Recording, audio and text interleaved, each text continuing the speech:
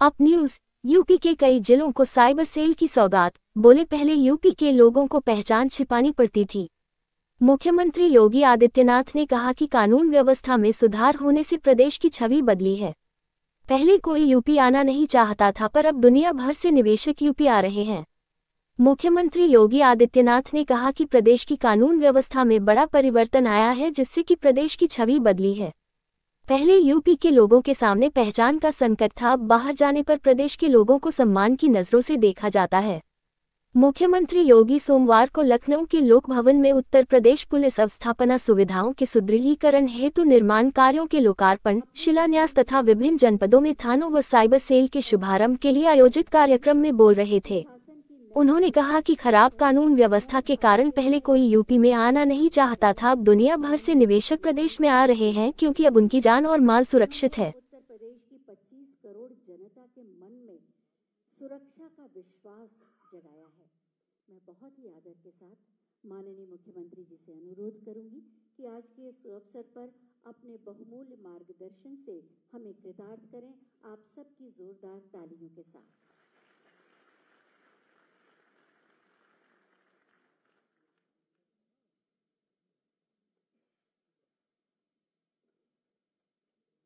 आइए देखते हैं।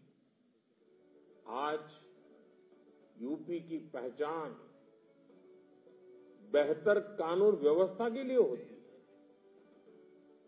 तेज गति से हो रहे विकास की और अग्रसर राज्यों में होती है। जन जन की सेवा, सुरक्षा, सम्मान और स्वावलंबन के लिए संकल्पित है डबल इंजन की सरकार। माननीय मुख्यमंत्री योगी आदित्यनाथ जी के नेतृत्व में अपराध और अपराधियों के खिलाफ चलाई गई जीरो टॉलरेंस की नीति ने स्थापित किया कानून का राज। नागरिक सुरक्षा के सभी आयामों पर सजग और समर्थ है उत्तर प्रदेश पुलिस। चुस्त कानून व्यवस्था एवं बेहतर पुलिसिंग से दंगा मुक्त। अधिकारी, सभी पुलिसकर्मी, पत्रकार एवं छायाकार मित्रों,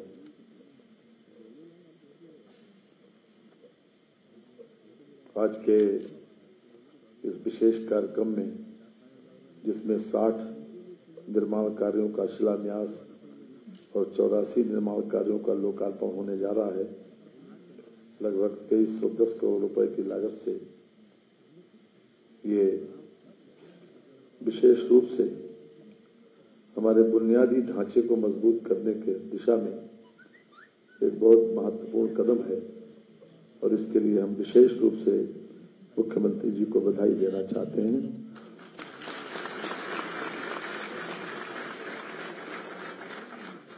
हम सब जानते हैं कि 2017 से जब से सरकार आई है, तब से उत्तर प्रदेश का परसेप्शन देश और दुनिया में बदला है और मुख्यमंत्री जी की सोच, उनका दिशा निर्देशन और एक अनुशासित प्रदेश बनाने की दिशा में उन्होंने जो निर्णय लिए, आज उत्तर प्रदेश के आम आदमी ने भी उसमें बहुत बड़ी सहूलियत, बहुत बड़ा सहारा महसूस किया है और उसमें सबसे बड़ा रोल अगर किसी का है तो हमारे पुलिस विभाग का है, पुलिस कर्मियों का है, अधिकारी से लेकर पुलिस कर्मियों का।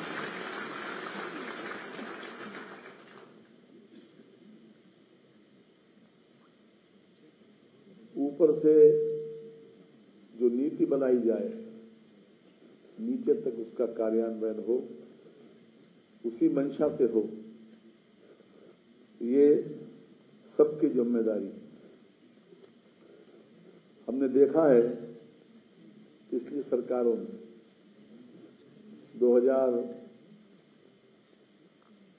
में तो ज्यादातर विपक्ष में रहा, 2007 में चुनाव में देखा कि जो क्षेत्र के सबसे ज्यादा बदनाम लोग होते थे, जिसको दादा कहते थे, बाहुबली होते थे, तो थानेदार तो उनसे दोस्ती कर लेते थे और सीओ की हिम्मत नहीं पड़ती थी कि उनसे बात करें, क्योंकि डायरेक्ट उनकी पहुंच ऊपर तक होती थी। और हमारे जो अच्छे कार्यकर्ता होते थे उनको 107, 16, 151 में चालान करके भेज दिया जाता था, नहीं तो इलेक्शन वाले दिन एक रात पहले उनको थाने में पुलिस लाइन में बैठा दिया, 100 लोग थाने में बैठा दिया जाता। ये बहुत पुराना इसे हराओ किसी तरह से। और जो मशहूर थाना क्षेत्र में सबसे गुंडा बनता था उसको खुलेआम कि तुम्हारे जिम्मे पोलिंग है 3-4, तो अपने आतंक से चाहे जैसे इसे जिता के लाओ। लेकिन जैसे तैसे जनता का दबाव चूंकि मेरे साथ था, जनता साथ में थी, इसलिए उनके मंसूबे पूरे नहीं हो पाए। 2007 में, 2012 में, 2017 में हमने ये दिन देखे। तो हम गुंडों को संभालने के लिए पुलिस अधीक्षक से कहते थे, ऊपर बरेली में डीआईजी से कहते थे कि किसी तरीके से इससे बचाओ हमें। लेकिन आज मुझे बहुत राहत है इस बात की कि थाना क्षेत्र में कोई गुंडा नहीं दिखाई नहीं पड़ता।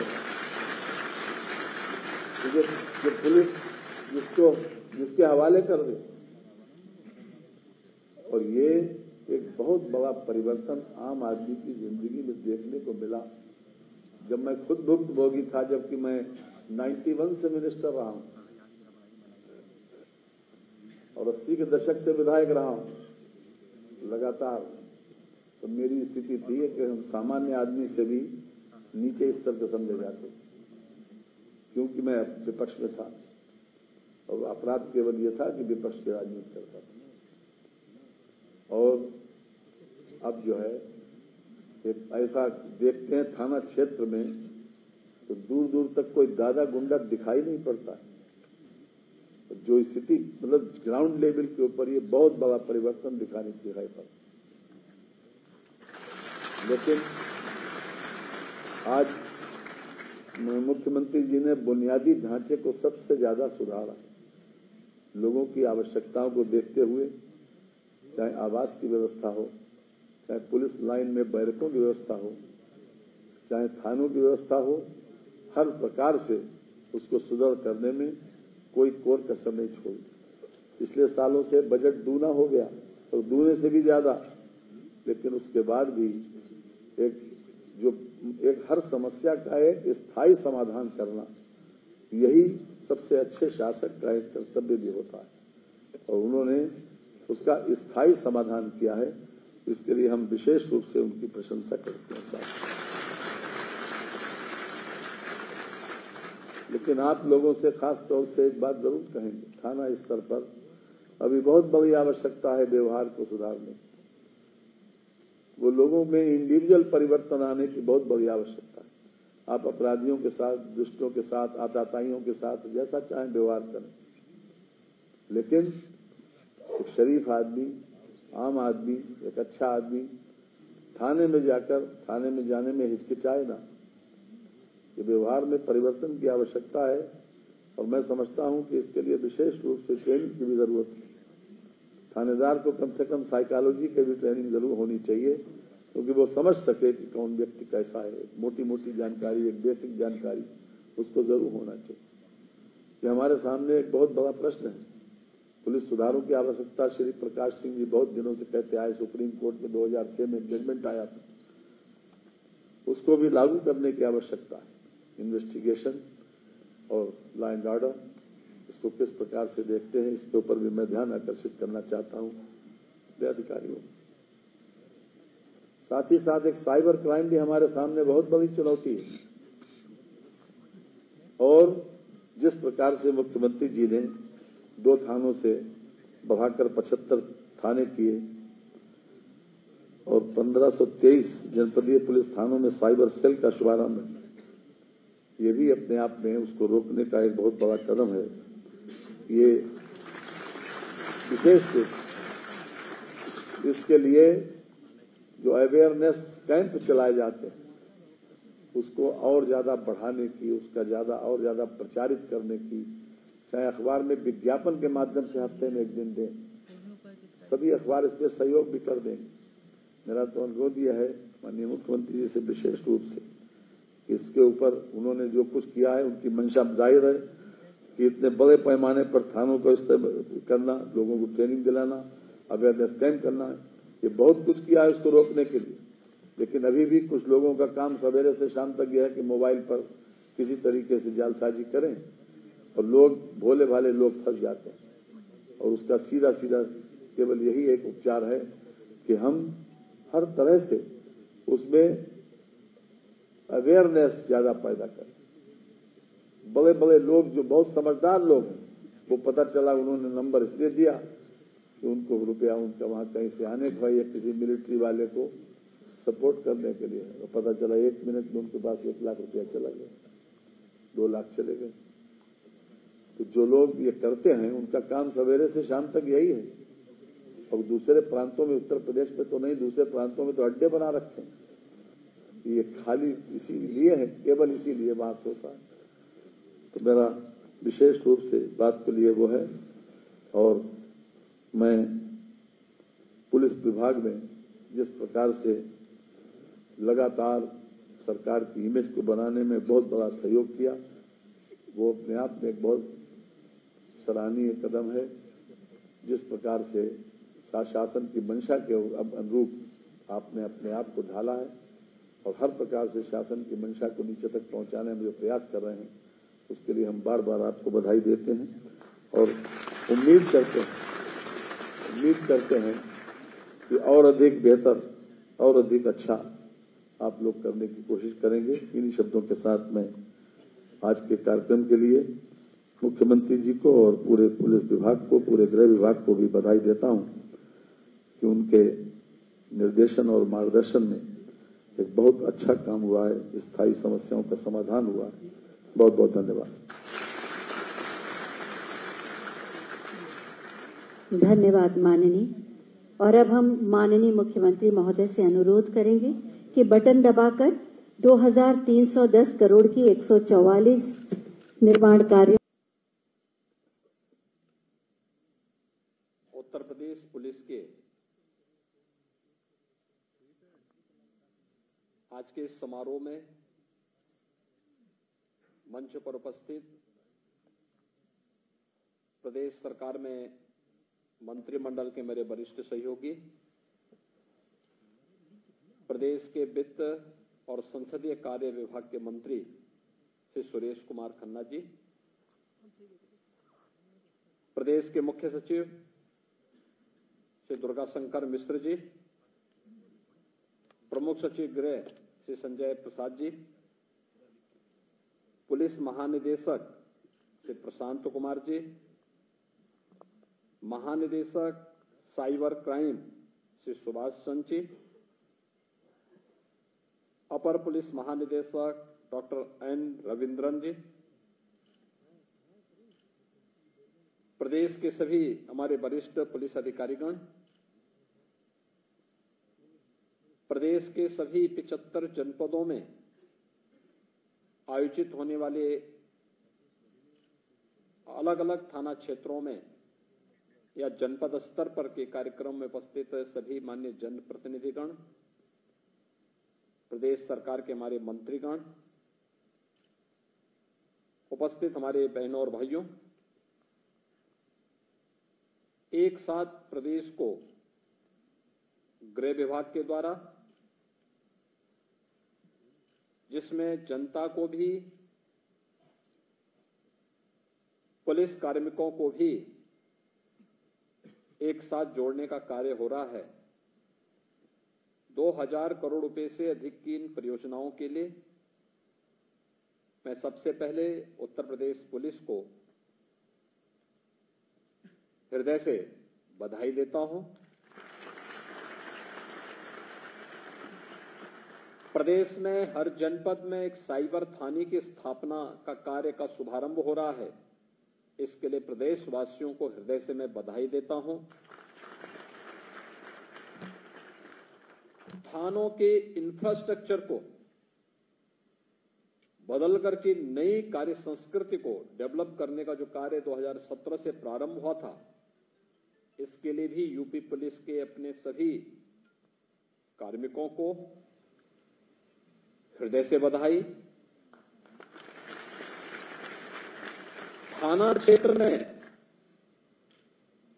पुलिस बैरक और हॉस्टल के निर्माण के लिए भी कुछ का लोकार्पण हो रहा है, कुछ का शिलान्यास हो रहा है। कुछ नए थाने लोकार्पित हो रहे हैं, कुछ के शिलान्यास हो रहे हैं।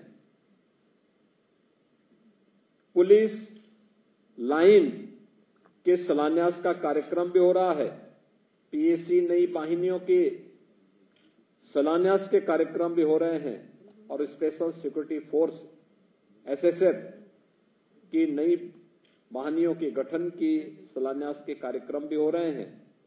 इन सब को लेकर के एक नए भारत का नया यूपी है, तो नए यूपी की आधुनिक पुलिस के लिए भी मैं प्रदेशवासियों को और उत्तर प्रदेश पुलिस बल को भी हृदय से बधाई देते हुए अपनी शुभकामनाएं देता हूं।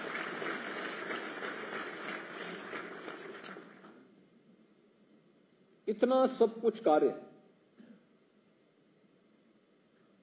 यह प्रदेश के नए बदलाव की कहानी भी कहता है। यही प्रदेश था। आज से 7 वर्ष पहले क्या स्थिति थी? कोई आना नहीं चाहता था। कोई यूपी की तरफ देख के नहीं आता था और यूपी के नौजवानों की स्थिति भी ये थी कि वह यूपी के बाहर जाकर के अपनी पहचान को छुपाने के लिए मजबूर होता था। पुलिस लाइन जनपद कब बने थे, लेकिन पुलिस लाइन आज तक नहीं गठित हो पाई। अब याद करिए, किसी व्यक्ति को खड़ा कर दो और उसकी आत्मा को निकाल दो तो क्या वह मनुष्य कहलाएगा? जैसे वो मनुष्य कहलाने का अधिकारी नहीं होगा, ऐसे ही यूपी की पुलिस को बना दिया गया था। जनपद बना दिए गए, पुलिस तैनात कर दी गई, लेकिन जो उसकी आत्मा होनी चाहिए, पुलिस की आत्मा जनपद के अंदर उसकी पुलिस लाइन में होती है। पुलिस लाइन ही गायब है, पुलिस लाइन ही नहीं बनी है। पहली बार हम लोग 4 जनपदों में पुलिस लाइन के निर्माण के कार्यक्रम को एक साथ प्रारंभ कर रहे हैं। अमेठी में प्रारंभ कर चुके हैं और हापुड़ की प्रक्रिया को भी बहुत शीघ्र हम आगे बढ़ाने की कार्रवाई को तेजी के साथ आगे बढ़ा रहे हैं। यह एक नई कार्य संस्कृति और जो पहले से बनी हुई पुलिस लाइन है, आज आप किसी भी जनपद में चले जाइए, जो हमारी मेट्रोपॉलिटन सिटी है उनको छोड़ दें तो शेष अन्य जनपदों में जो सबसे ऊंची बिल्डिंग होगी उस जनपद मुख्यालय के पास तो वह पुलिस लाइन में होगी और पुलिस लाइन में वह पुलिस के बैरक की होगी, पुलिस के हॉस्टल की होगी। इससे पहले यही लखनऊ की पुलिस लाइन में जब मैंने पुलिस बैरक को देखा था एक दिन अचानक दिन में जाकर के, उसी में पुलिस कार्मिक सोया हुआ था, टूटी हुई पलंग थी, आसमान दिखाई दे रहा था, पूरी छत टूटी हुई थी, एस्बेस्टस की सीट थी और उसी में वो लेटा हुआ था। यानी दिन भर ड्यूटी करे या रात्रि भर ड्यूटी करे और जब आए तो हॉस्टल में या बैरक में आता था तो सोने के लिए भी उसके लिए कोई व्यवस्था नहीं थी, आराम करने के लिए कोई व्यवस्था नहीं थी। ये हालात थे 2017 के पहले। और आज मैं कह सकता हूं, हर जनपद की पुलिस लाइन में, हर थाने में हम लोगों ने या तो हाई राइज बिल्डिंग बनाकर के हॉस्टल उपलब्ध करा दिया है या निर्माणाधीन है, या फिर हर थाना क्षेत्र में भी हम लोगों ने पुलिस हॉस्टल और पुलिस बैरक की व्यवस्था बनाकर के अत्याधुनिक सुविधाएं उन्हें उपलब्ध करवाई है। और जवान है, 8 से लेकर के 12 घंटे, कभी कभी 24 घंटे उसको ड्यूटी करनी होती है। उसकी बुनियादी सुविधाओं की, आवश्यकताओं की पूर्ति तो करनी ही पड़ेगी। और इस देश से जितना पैसा लगा, अकेले यूपी पुलिस को पिछले 6 वर्ष के अंदर हम लोगों ने 18 से 20 हजार करोड़ रुपए केवल अवस्थापना सुविधा के लिए उपलब्ध करवाए हैं। ये पैसा पुलिस लाइन के लिए, थानों के निर्माण के लिए, बैरक के लिए और हर प्रकार की सुविधा के लिए उपलब्ध हो सके, यह पैसा उपलब्ध करवाया गया, बिना किसी संकोच के उपलब्ध करवाया गया। और आज मुझे प्रसन्नता है, जब मैं जाता हूं किसी भी जिले में, मैंने पहले भी कहा कि किसी बड़े जनपद में हम जाते हैं तो मानते हैं मेट्रोपॉलिटन सिटी है, वहां हाई राइज बिल्डिंग होगी, लेकिन बी ग्रेड की या सी ग्रेड की जो हमारी सिटी है, वहां पर सबसे ऊंची बिल्डिंग होने का मतलब यूपी पुलिस की वह बिल्डिंग होगी, यूपी पुलिस के कार्मिकों की बैरक या उनका हॉस्टल होगा। और यह व्यवस्था हम लोगों ने हर जनपद में तैयार कर दी है। अब यूपी पुलिस भी कह सकती है कि दुनिया के पास, दुनिया के प्रदेश, देश के अंदर और दुनिया के अंदर सबसे अच्छा इंफ्रास्ट्रक्चर हमारे पास है, हम सबको देने की सामर्थ्य रखते हैं। हमारे सामने चैलेंज था, एक कर्फ्यू ग्रस्त प्रदेश को, इस दंगा ग्रस्त प्रदेश को, माफियाओं से पूरी तरह त्रस्त प्रदेश को, जहां पे न व्यापारी सुरक्षित थी न बेटी सुरक्षित थी, जिस प्रदेश में हर दूसरे तीसरे दिन एक दंगा होता था, महीनों महीनों तक कर्फ्यू लगा रहता था, उस प्रदेश को मैं कोई आना नहीं चाहता था। कहां से नौकरी आएगी, कहां से विकास होगा? आबादी में देश का नंबर 1 प्रदेश, लेकिन अर्थव्यवस्था में 6, 7वें नंबर पर भी हमारी गिनती नहीं होती थी। हर एक सेक्टर में पीछा, देश के अंदर, देश के विकास में ब्रेकर के रूप में वो यूपी को माना जाता था। स्थिति क्या थी? यूपी का नौजवान यूपी के बाहर जाता था और उस समय नाम सुनते ही लोग उसको वहां से बाहर कर देते थे, पहचान छुपाने के लिए मजबूर होता था। आज मैं कह सकता हूं कि यूपी का नौजवान देश के अंदर कहीं भी जाएगा, उसको पहचान छुपाने की आवश्यकता नहीं पड़ती है। जब वो कहता है कि मैं यूपी से हूं, तो सामने वाले बैठने के चेहरे पर भी एक चमक उठती है, दिखती है कि हां, ये यूपी का है। यूपी भारत का हृदय स्थल, यूपी देश के अंदर प्रधानमंत्री मोदी जी के विजन को जमीनी धरातल पर प्रभावी ढंग से उतारने वाला राज्य और देश के अंदर सबसे अग्रणी अर्थव्यवस्था के रूप में उभरता हुआ प्रदेश, देश के अंदर सर्वाधिक पर्यटकों को अपनी ओर सुरक्षित आकर्षित करने वाला प्रदेश, देश के अंदर सबसे अधिक आर्थिक प्रगति के साथ बढ़ता हुआ प्रदेश, सबसे अधिक निवेश लाने वाला प्रदेश और सबसे अधिक निवेश को जमीनी धरातल पर उतारने वाला प्रदेश आज यूपी बन चुका है। इसमें यूपी पुलिस की बड़ी भूमिका रही, यूपी के इस परसेप्शन को सुधारने के लिए और यूपी के उस प्रदेश के परसेप्शन को सुधारने के लिए यूपी पुलिस ने बड़ी भूमिका का निर्वहन किया। सचमुच हम मानते हैं, पुलिस के खिलाफ लोगों के मुंह से पहले शब्द निकलते हैं। कारण है क्योंकि जो फर्स्ट रिस्पॉन्ड होगा उसके पास शिकायतें आएंगी, शिकायत के समाधान के लिए मैकेनिज्म अच्छे बुरे दोनों हो सकते हैं, लेकिन स्वाभाविक रूप से जिसके पास व्यक्ति पहले जाएगा उससे शिकायत भी होगी। इस दौरान काफी कुछ किया गया। हम लोगों ने 1,60,000 से अधिक तो पुलिस कार्मिकों की ही भर्ती की, 1.5 लाख के आसपास पुलिस कार्मिकों को प्रमोशन भी दिया। आप याद करिए कब से प्रमोशन नहीं हो पाए थे, और प्रमोशन की भी जो स्थिति पिक एंड चूज था, पसंद है तो देंगे, नहीं तो नहीं देंगे, मेरिट कहीं नहीं। ऐसे ही अन्य प्रकार के भेदभाव हुए थे, उन सब से अलग एक पूरी पारदर्शी और सुचितापूर्ण तरीके से पुलिस की भर्ती की प्रक्रिया को भी आगे बढ़ाया गया। यूपी पहला राज्य है जिसने इतने पुलिस कार्मिकों की भर्ती की। वे सभी आज कार्य कर रहे हैं, फील्ड में आकर अपनी सेवाएं दे रहे हैं, हर एक स्तर पर की गई। पुलिस की भर्ती के साथ ही यह व्यवस्था भी की गई, हर जनपद से उत्तर प्रदेश के जवान उत्तर प्रदेश पुलिस में भर्ती हुए और भर्ती की इस प्रक्रिया को हम लोगों ने समयबद्ध तरीके से आगे बढ़ाने के साथ साथ इसकी ट्रेनिंग की क्षमता को भी हम लोगों ने 3 गुना किया।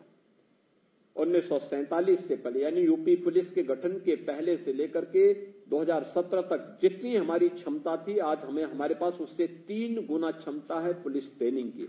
और कुछ ही समय के अंदर हर जनपद में, हर पीएसी पाहनी के अंदर हम लोग ट्रेनिंग की एक अतिरिक्त क्षमता विकसित करेंगे। तब यूपी अपने लिए ही नहीं बल्कि देश के अंदर की अन्य राज्यों के लिए भी और पैरामिलिट्री के लिए भी ट्रेनिंग की क्षमता अपने पास तैयार करके रखेगा। तो अगर किसी को ट्रेनिंग लेनी है, हमारे इंफ्रास्ट्रक्चर का उपयोग करिए। ये सभी कार्य हम लोगों ने प्रदेश के अंदर किए। बहुत सारी चीजें हुई। पीएससी की 54 कंपनियां समाप्त कर दी गई थी, उनके पुनर्गठन की कार्रवाई को पूरा किया। पुलिस के अंदर एसडीआरएफ, यूपी के अंदर एसडीआरएफ की गठन किया। जोनल और रेंज स्तर पर वहां पर फॉरेंसिक लैब की स्थापना की। यूपी के अंदर अपना फॉरेंसिक इंस्टीट्यूट की भी स्थापना की, जो गत वर्ष से कार्य करना प्रारंभ कर चुका है।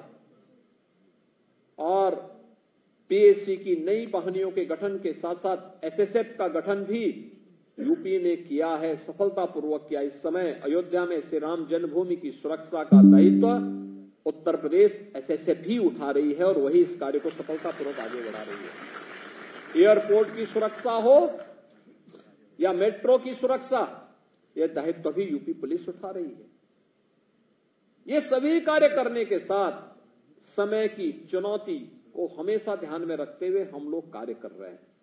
और आज इसी में यूपी संभवतः देश का पहला राज्य होगा आज के बाद जिसके पास अपने सभी 75 जनपदों में अपने साइबर थाने होंगे। और यूपी के सभी 75 जनपदों के 75 साइबर थानों का शुभारंभ, जिनमें 18 को हम पहले प्रारंभ कर चुके थे, शेष 57 का शुभारंभ किया जा रहा है। इसके लिए यूपी पुलिस को मैं हृदय से बधाई देता हूं। सभी 1523 थाने जो यूपी के अंदर हैं, इनमें साइबर सेल की स्थापना भी। अब कोई व्यक्ति साइबर क्राइम की चपेट में आएगा तो उसको कमिश्नरी मुख्यालय, रेंज मुख्यालय पे नहीं जाना पड़ेगा, कमिश्नरी मुख्यालय पे नहीं जाना पड़ेगा, बल्कि जहां पर जिस थाने में जाएगा वहां पर साइबर सेल होगी। उसकी विवेचना के लिए साइबर थाना होगा। ये सभी कार्य हर व्यक्ति को उसके गंतव्य में ही ये सुविधा उपलब्ध हो जाएगी। और जहां भी उसका नजदीक का केंद्र होगा, स्टेशन होगा, वहीं पे सुविधा उन्हें उपलब्ध करवाने का कार्य हम लोग कर देंगे। यह एक बड़ी उपलब्धि है और इस बड़ी उपलब्धि के लिए मैं उत्तर प्रदेश पुलिस को हृदय से बधाई देता हूं, अपनी शुभकामनाएं देता हूं। इसके अलावा पुलिस के अंदर बहुत सारे अन्य कार्य हो रहे हैं, जिनमें 21 पुलिस थाना, 2 पुलिस लाइन, 2 पीएसी वाहिनी, 2 यूपी एसएसएफ और 33 स्थानों पर मेडिकल कक्ष के निर्माण के शिलान्यास का कार्यक्रम भी आज प्रारंभ हो रहा है। आप सोचिए, पीए यानी पुलिस लाइन, पुलिस जनपद का गठन पता नहीं कब हो गया, लेकिन अब शिलान्यास हम कर रहे हैं। शिलान्यास आज हो रहा है। यूपी पीएसी पहले की सरकारें समाप्त कर रही। दंगा कैसे समाप्त होता है? जब दंगाइयों को ये लोग अपने गले का हार बनाएंगे। आज क्योंकि दंगों के लिए काल है यूपी पुलिस, दंगाइयों का काल है, यानी कह सकते हैं कि उनके लिए यमराज बनकर के टूट पड़ती है यूपी पीएसी, और उसको ही ये लोग समाप्त कर देते थे, यानी पीएसी को ही समाप्त कर दिया। 54 कंपनियां समाप्त की गई। मुझे प्रसन्नता है आज उन्हें यूपी के अंदर फिर से गठन करने के साथ साथ नई वाहिनियों का गठन का कार्य भी संपन्न हो रहा है। पीएसी की नई वाहिनियां गठित होंगी। स्पेशल सिक्योरिटी फोर्स का भी हम गठन करने जा रहे हैं और उसके भी शिलान्यास का कार्य हो रहा है। साथ साथ पुलिस थानों में मेडिकल कक्ष के निर्माण की कार्रवाई को भी हम लोगों ने आगे बढ़ाया है। इसके साथ ही 3 थाना के प्रशासनिक भवन का, 6 थानों का आवासीय भवन का, 3 पुलिस चौकी के प्रशासनिक भवन का, 56 पुलिस थानों पर हॉस्टल और बैरक के विवेचना कक्ष का, 6 पुलिस लाइन में पुरुष हॉस्टल का, 5 एटीएस फील्ड यूनिट कार्यालय और 7 अन्य जिसमें एसटीएफ के भी हैं और अन्य हैं, इनकी अवस्थापना जो सुविधाएं वहां विकसित की गई हैं, इनके इंफ्रास्ट्रक्चर का भी आज लोकार्पण का कार्यक्रम यहां पे संपन्न हो रहा है। 18 भ्रष्टाचार निवारण संगठनों का भी आज यहां पे शुभारंभ हो रहा है और प्रयागराज और कुशीनगर में पर्यटन थानों का भी आज हम लोग यहां पे शुभारंभ करने जा रहे हैं। इन सभी के लिए यूपी पुलिस को बहुत बहुत बधाई, अपनी शुभकामनाएं देता हूं। हमें समय के अनुरूप अपने आप को तैयार करना पड़ेगा और मुझे लगता है कि यह आज की आवश्यकता है। देखिए, अगर हम थोड़ी भी ईमानदारी के साथ प्रयास करते हैं, अपराध किसी भी प्रकार का होगा, हमें लोकतंत्र में डायलॉग को पहले महत्व देना होगा। डायलॉग, जिसके बारे में वित्त मंत्री ने भी आपके सामने अपनी बात कही। अगर हम संवाद का उपयोग कर रहे हैं तो कॉमन मैन से जुड़ी हुई समस्या का समाधान हो जाता है। ये जो साइबर थाने बनाए जा रहे हैं, ये कॉमन मैन को यही सुविधा उपलब्ध कराने के लिए, जिस भी थाने में जाएंगे वहां साइबर हेल्प डेस्क उनकी मदद के लिए तैयार होगा। जैसे महिलाओं के लिए हम लोगों ने पिंक बूथ बनाए हैं, हर थाने में एक महिला कक्ष भी आरक्षित किया है। जो महिला जाएगी उसकी समस्या का समाधान उसी थाने में होगा, महिला पुलिस कार्मी वहां मौजूद होगी। जैसे महिला बीट पुलिस अधिकारी की तैनाती हर बीट स्तर पर महिलाओं के साथ संवाद बनाने के लिए किया गया है, ऐसी कॉमन मैन की समस्या के समाधान करने के लिए भी एक डायलॉग को हमें आगे बढ़ाना पड़ेगा। लोकतंत्र की सबसे बड़ी ताकत है और इस डायलॉग के माध्यम से हम बड़ी से बड़ी समस्या का समाधान कर सकते हैं और उस डायलॉग को आगे बढ़ाने की दिशा में एक नया प्रयास हमारा प्रारंभ होना ही चाहिए। हम सभ्य समाज में रहते हैं, हमारी जीरो टॉलरेंस समाज विरोधी, राष्ट्र विरोधी तत्वों के लिए, पेशेवर माफिया और अपराधियों के प्रति होनी चाहिए। कॉमन मैन के लिए हमें उतना ही संवेदनशील और त्वरित न्याय देने के लिए अपने आप को तैयार करना होगा और इस दिशा में जो प्रयास हुए हैं उसी का परिणाम है। आज प्रदेश के अंदर प्रदेश की एक नई छवि बनी है। इस नई छवि का परिणाम क्या है? जिस यूपी में पहले निवेश नहीं आता था, आज जिसको कहते हैं ना कि छप्पड़ फाड़ करके यहां पर मां लक्ष्मी का आशीर्वाद बरस रहा है। 40 लाख करोड़ रुपए के निवेश के प्रस्ताव यूपी में आए, 40 लाख करोड़, जिसमें से अभी 10,24,000 करोड़ का हमने प्रधानमंत्री जी से शिलान्यास कराया एक ही दिन में। आप सोचिए, 10,24,000 करोड़ रुपए के निवेश के प्रस्ताव जमीनी धरातल पर उतरे हैं। इससे 35 लाख नौजवानों को सीधे सीधे नौकरी मिलेगी। याद करिए, पहले नौकरी मिलती नहीं थी, भाई भतीजेवाद की भेड़ चढ़ जाती थी और अब नौकरी इतनी आएंगी कि यूपी के नौजवान ही नहीं बल्कि देश का नौजवान भी यहां आकर के नौकरी प्राप्त करेगा और उत्तर प्रदेश के विकास में अपना योगदान देगा। पहले यूपी में कोई भय के मारे नहीं आता था। गत वर्ष अकेले यूपी में 33 करोड़ टूरिस्ट आया था और इस बार बढ़ करके जिस प्रकार की स्थिति है, मैं एक महीने का देख रहा था, अकेले अयोध्या धाम में एक महीने में 65 लाख श्रद्धालुओं ने वहां दर्शन किया। 65 लाख श्रद्धालुओं ने। ये चीजें क्या दिखाती हैं? जब हम अवसर दे, 65 लाख केवल श्रद्धालु नहीं है। वहां पे आ रहा था कि मंदिर में इतना चढ़ावा हुआ है, मंदिर में ठीक है 25 करोड़ का चढ़ावा आया है और ये केवल एक अभी राम जन्मभूमि की हम बात कर रहे हैं। हनुमानगढ़ी का अलग है, कनक भवन का अलग है, अलग अलग आश्रमों का अलग होगा। लेकिन इससे भी ज्यादा वहां बिजनेस बढ़ा है। आप जिस भी व्यापारी से वहां पूछेंगे, किसी का 25 गुना, किसी का 50 गुना, किसी का 60 गुना, किसी का 100 गुना बिजनेस बढ़ा है। होटल, रेस्टोरेंट, टैक्सी, छोटे व्यापारी, अन्य तमाम प्रकार की सुविधाएं वहां विकसित हुई हैं। इसमें भी हजारों लोगों को नए रोजगार मिले हैं, नए अवसर मिले हैं। मुझे याद है जब अयोध्या में इंफ्रास्ट्रक्चर के लिए हम जमीन ले रहे थे, विरोध शुरू हुआ था, राजनीति शुरू हुई थी, और आज जहां जमीन लेके हमने 4 लेन बना ली है, फुटपाथ भी दे दिया है, आज वहां पे जो लोग और पहले विरोध करके अब कहते हैं साहब हम भी अपनी और लैंड देना चाहते थे, और भी लैंड ले लीजिए, हम देंगे। ये तो विकास का अच्छा दिख रहा है। चेंज, विश्वास, ये विश्वास है जिस विश्वास के बल पर हम लोगों ने अयोध्या को संवारा है, सजाया है, और इसमें भी प्रधानमंत्री जी की सोच थी, उनका विजन था, इसको जमीनी धरातल पर उतारा है। आज परिणाम हमारे सामने है। अयोध्या एक नई अयोध्या के रूप में है। सम्मान यूपी का बढ़ता है, देश भर का आएगा, यूपी में आएगा तो स्वाभाविक रूप से सिटी अयोध्या की होगी, लेकिन सम्मान तो पूरे यूपी का बढ़ रहा है।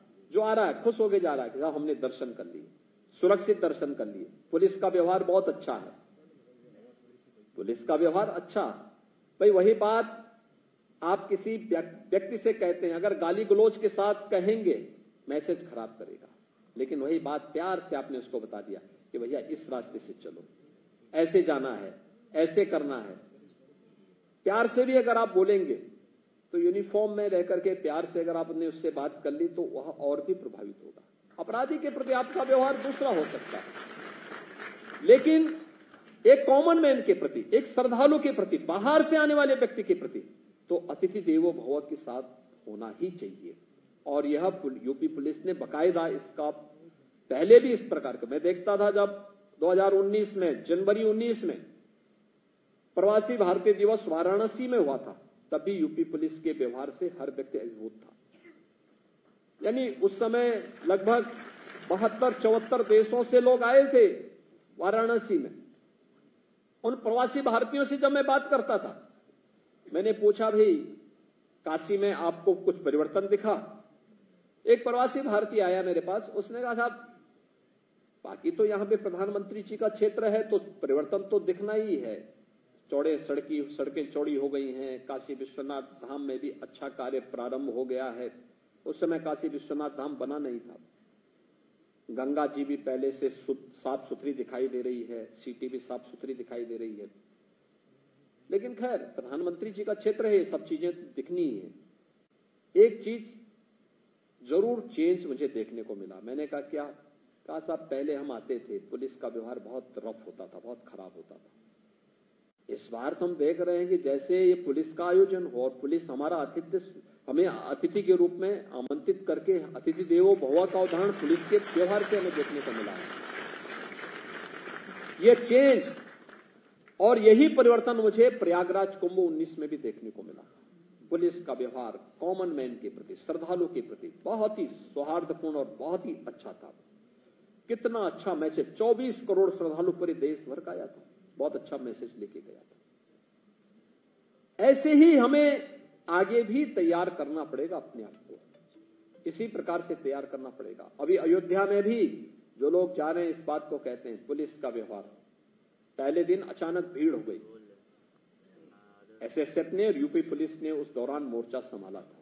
मैंने डीजीपी को भी और प्रमुख सचिव गृह को भी भेजा था, अपने सीनियर पुलिस अधिकारियों को भी वहां भेजा था। मैंने कहा भी जाके देखो थोड़ा क्या है। ये लोग गए और व्यवस्था को इतना अच्छा बना दिया, कोई भी आता है दर्शन करके आता है, खुश होके जाता है। बहुत अच्छा हो गया, बहुत अच्छा दर्शन कर लिया हम लोग। यानी उसके सेंटिमेंट का हम सम्मान करके थोड़ा भी आगे बढ़ा दे रहे हैं। वो व्यक्ति कितना विभूत होके जाता है, देश के अंदर कहीं से भी आता है, 10 जगह जय जयकार करके जाता है कि साहब देखिए बहुत अच्छा हो गया। आज उस दिशा में ऐसे ही कॉमन मैन के साथ हमारा व्यवहार थानों में,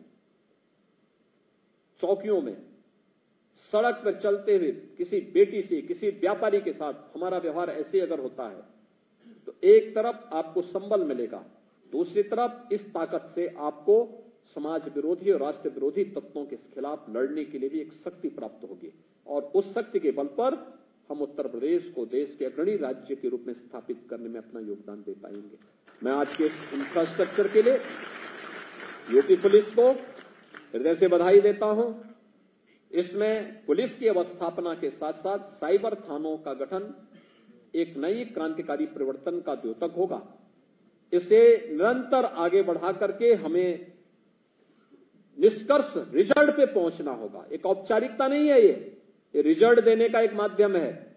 हमें उस रिजल्ट की तरफ जाकर के कॉमन मैन की संतुष्टि का आधार हमें इसे बनाना ही होगा। इस दिशा में यूपी को और आगे बढ़ने की आवश्यकता है। यह एक नया प्रयास प्रारंभ हुआ। एटीएस के 5 एटीएस की यूनिट का शुभारंभ भी आज हो रहा है, यानी इनका इंफ्रास्ट्रक्चर तैयार हो चुका है। ये किसी भी राष्ट्र विरोधी गतिविधि पर अंकुश लगाने का एक सशक्त माध्यम है। एसटीएफ की भी कुछ यूनिट हम स्थापित करके उस कार्यक्रम को आगे बढ़ा रहे हैं। यह भी हमारे लिए बहुत बेहतरीन माध्यम है। पर्यटन थाने, पुलिस की पर्यटकों के प्रति किस प्रकार का व्यवहार और किस प्रकार की सुविधाएं होनी चाहिए, इस दिशा में भी हमें प्रयास करना चाहिए। अगर हर एक क्षेत्र अपनी अपनी जिम्मेदारियों का निर्वहन करना प्रारंभ करेगा तो मुझे नहीं लगता है कि कोई समस्या फिर हमारे सामने रह पाती है। आज के इस अवसर पर एक बार फिर से मैं उत्तर प्रदेश पुलिस को इस पूरे इंफ्रास्ट्रक्चर के लिए, इन सभी प्रकार की सुविधाओं के लिए और जिन कार्यों का लोकार्पण हुआ है, जिनका शुभारंभ हुआ है या जिनका शिलान्यास हुआ है, इनके लिए बधाई देते हुए प्रदेशवासियों को भी बधाई देता हूं। इसका लाभ अंततः प्रदेशवासियों को, प्रदेश में आने वाले हर नागरिक को प्राप्त होगा। इस विश्वास के साथ आप सबके प्रति मैं अपनी शुभकामनाएं देता हूं। धन्यवाद। जय हिंद। बहुत बहुत धन्यवाद आपके सारगर्भित प्रेरणादायी उद्बोधन के लिए। और अब बारी है स्मृति चिन्ह